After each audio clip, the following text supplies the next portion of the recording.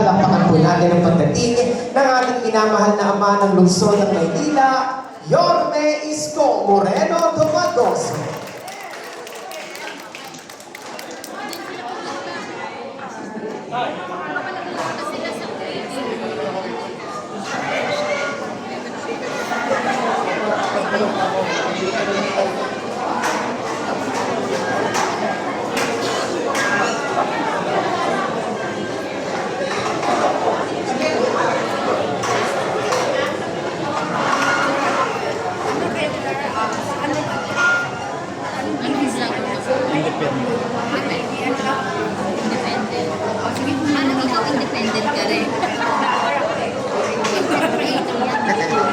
Anong page mo? Anong page mo? Gemma Pascal. Si Jordan. Muli po mga batang Maynila, palakpakan po natin Vice Mayor Chi Atienza at Yorme Isko Moreno Domagoso.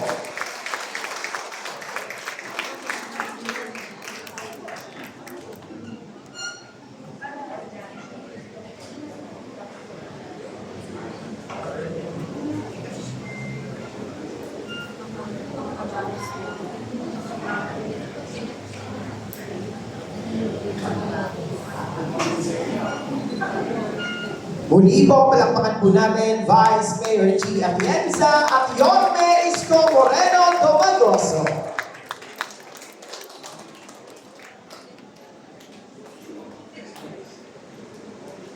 Maaari na pong magsiupo ang lahat.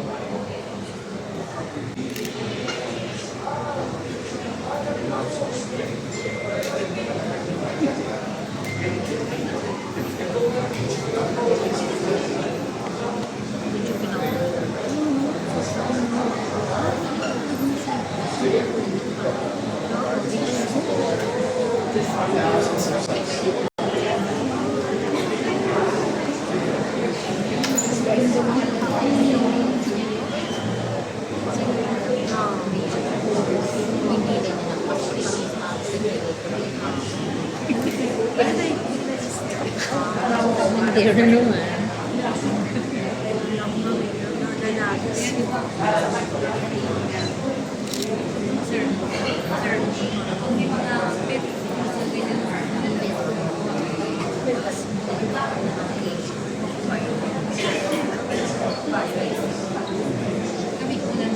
Oo, ma'am. Unang kami. Pupost namin.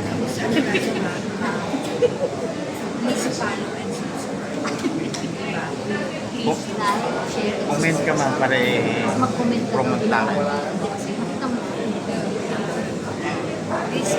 Ano pa nga?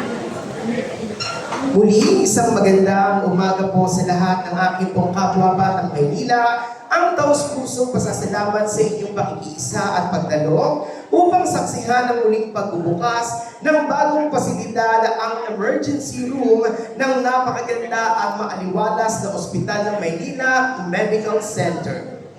At upang ibigay ang kanyang mensahe ng pagbati at upang ipakilala ang ating punong lungsod, palakpakan po natin our officer in charge ng ospital ng Maynila, Dr. Randy Barati.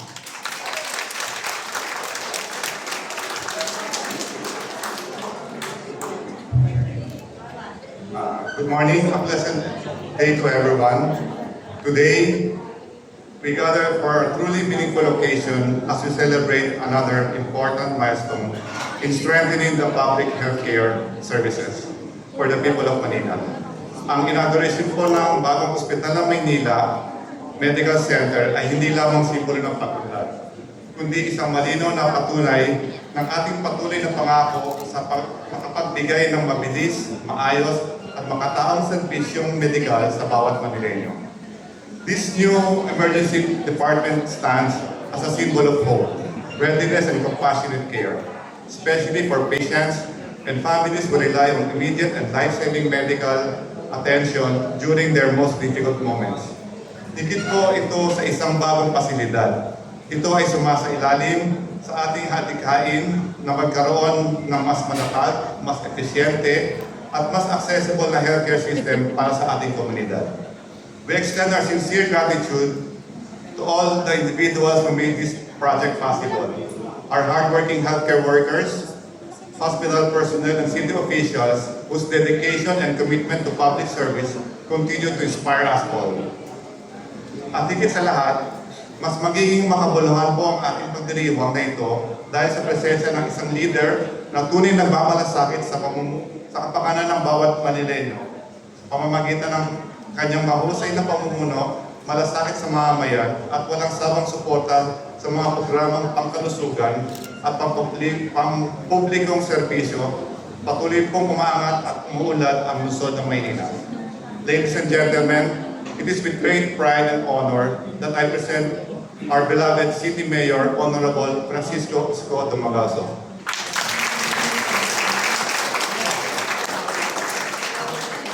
Po kayo, good morning.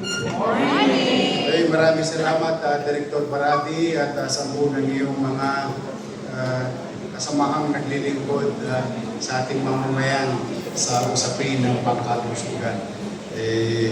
Excited ako para sa inyo. You know, this is a very new building. Sad to say,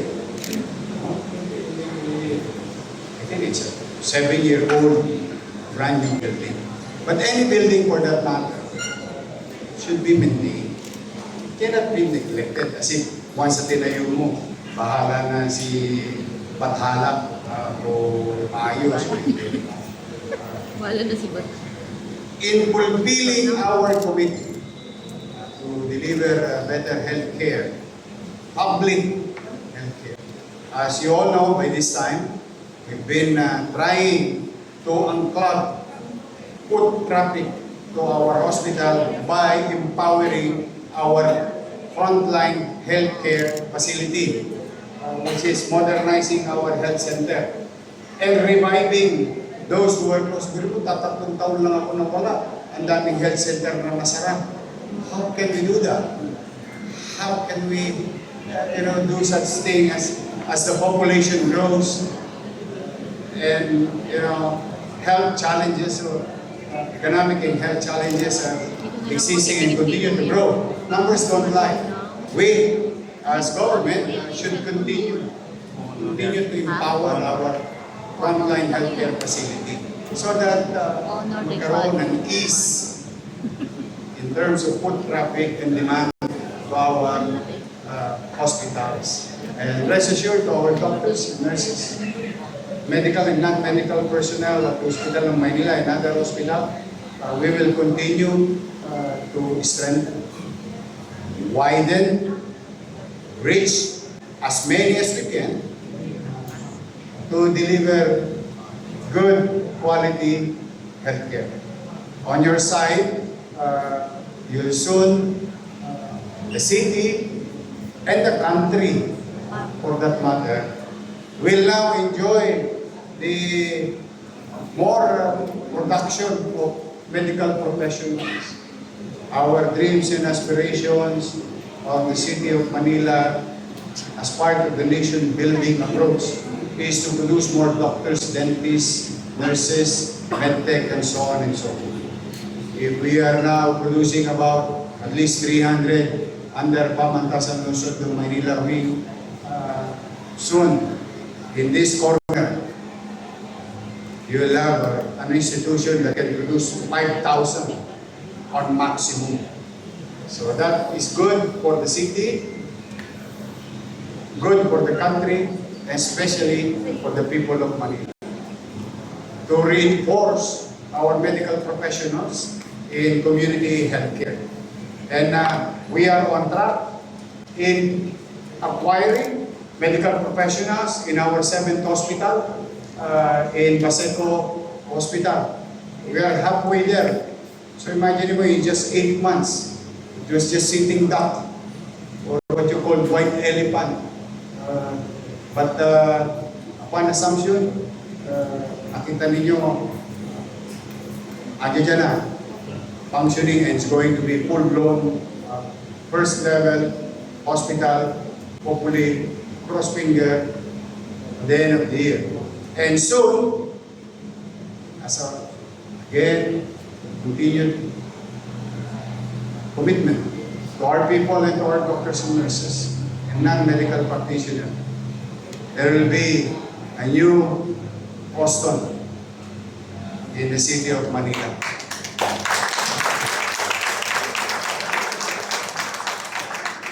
Just for the record and your information, while wala tayong kapera-pera, namili pa ako ng lupa. We bought property 1,600 square meter. We are now in possession of the property. Thanks to the national government. Nabumbay ko sila. Pinayag-ayag ko. We're gonna pay for it in the next 10 years. And now we are in possession. Now we are in the end of our journey with DOH with regard to acquiring PTC, permit to construct.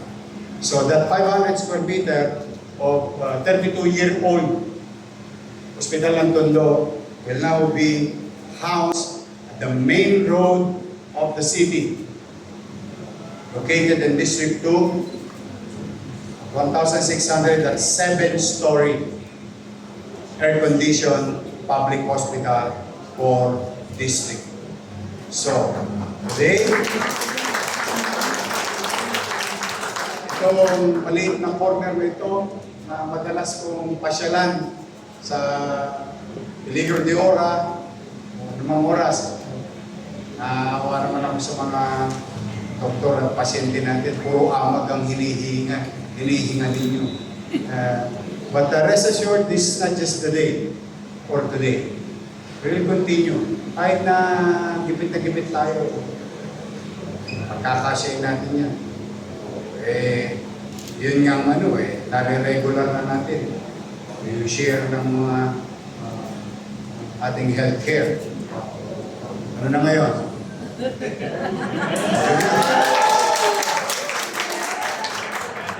Kaya lahat gusto na magpatisino sa ospital eh. But rest assured, what is due to you, you need not ask for it. It will be given to you. On time, on track, and equally. Kaya, of all these things that I have said, pwede ba ako makikisuyo sa inyo? Ito, lagi ko pinakikisuyo. Isa lang naman, wala akong ihilingin. Pwede ba mag-smile kayo lagi sa mga pasyente ninyo? Ano wala isa? Nag-grow up. Alam mo, hindi nga sapat yung description ng Islam. Pero may salitang sinasabi yung mga matutunan. Ako ay pinanganak na mahirap sa dilang mahirap. Kumbaga, kung 3 level ng hierarchy, yung pangatlo sa baba, nandun pa ako sa ilalim. Pag kami nagkakasakit, kaya takbuhan namin ng Jose Reyes, San Lazaro, diyari yung wepax ko dyan sa San Lazaro. Dahil yung hiringgilya ng araw, ano pa yung stainless. Glass syringe. Daman-daman mo yun. Yung mga kasi. And based on my experience, alam niyo, pag nangingitihan kami ng magandang nurse, magaling na lang. Pag yung doktora, maliwalas ang pakikit ko. Piling ko gamot na yung ngipin ng doktora. Kasi pag nakita mo nakangiti, para bang gayak na gayak, at tuwang-tuwang ginagamot ka. Madalas mong araw, ang nakukuha lang namin, Togmolodon, Kisperin, Yakapsul. Yun lang naman ang nakukuha namin. But I'm telling you, ako as a patient, as a patient, I'm speaking like a patient na generally, yung naranasan ko ay still existing. Pag nangiti kayo, pawi na lahat ng bighati at sakit.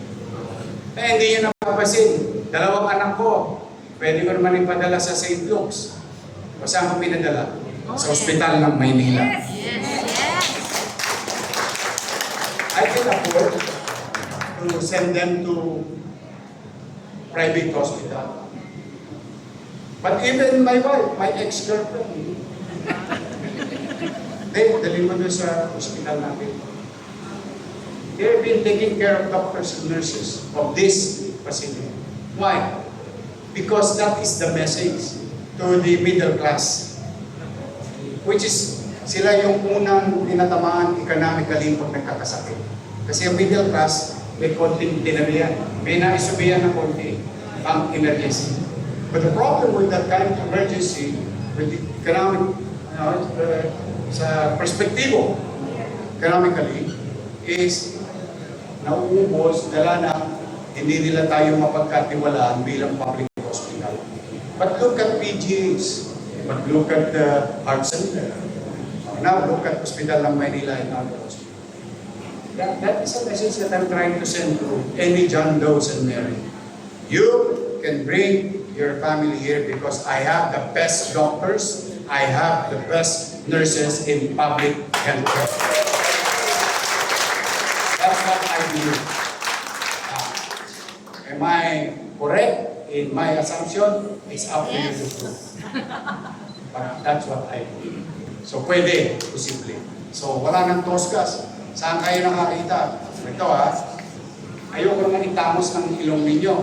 Pero bagay lamang na makapaglalakad tayo lahat ng iskinita, kalsada, anumang oras ng araw. Masasabi natin, every sila. Sa iba, pag tinubo yung ugat ng puso nila, normal ka. 80,000, 50,000, yan yung graph. Sa Maynila, Hospital ng Maynila,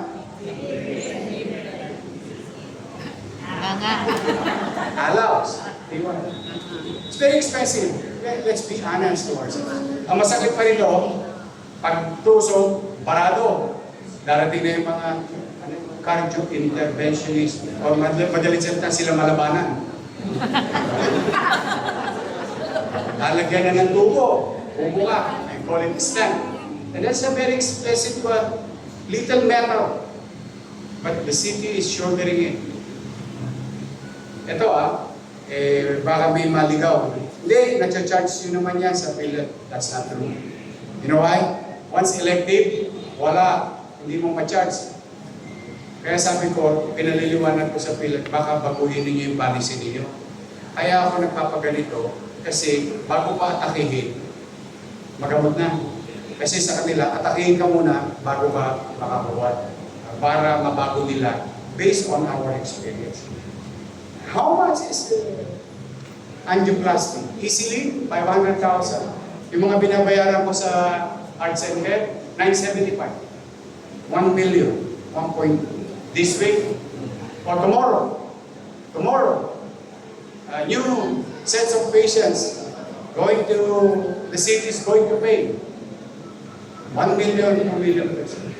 In this facility, because of you guys, DY, walang tosgas. Kaya pag nakikita ng mga pasyente rito, ginawa, pinainom, ginamit, total budget, 300,000. Grand total, 0. But courtesy of the taxpayer of the city of Manila. That's why, pipilitin ko mag-inam, pipilitin ko mabuti, sinupin, gastahin ng maayos yung ating little resources. But, whatever resources, Father, that we have, whether it is limited or big, doesn't matter. Big chunk of it will continue to be dedicated and invested into MBN. Minimum basic needs. Housing, education, healthcare, and jobs. Doon mapupunta ang salapi ng taong bayan, kung saan ang goal ng pamahalang lungsod ng Maynila ay pataasin ang antas ng pamumuhay. Hindi po kayo yayaman sa akin. Hindi po ako lotto outlet. Pero pwede ako maging tulay ng ginhawa ng buhay. Yan ang goal ko, yan ang pangarap ko. Maging maaliwalas, panatag ang pamumuhay sa Pilipinas. But for now, this is our showcase to you that we care. Hindi namin kayo alila. Hindi namin kayo inaalila.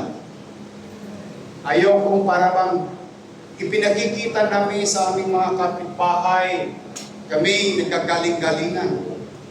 Pero yung mga nasa loob ng bahay namin, hindi naman napapangalagaan. This is the proof of it.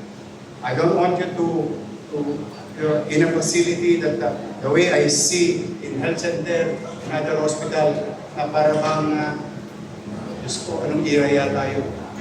But rest assured, to our doctors and nurses, other medical practitioners, non-medical practitioners, we will, in our own little way, continue to dedicate our time and effort, whatever resources that we have, to be invested in this time. So, good luck sa inyo. Masaya ba kayo?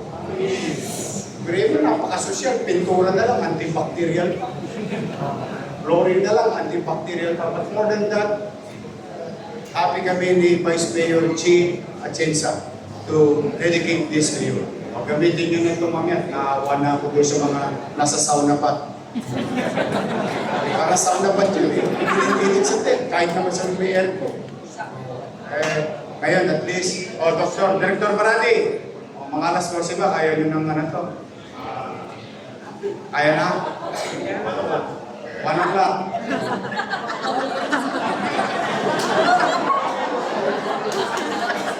Natatawa ako dito kay Director Barati. Alas 11 ng gabi, tumatawag sa akin, Sir, hindi pa tapos. Hindi pa tapos. Hindi familiar si Doc Barati.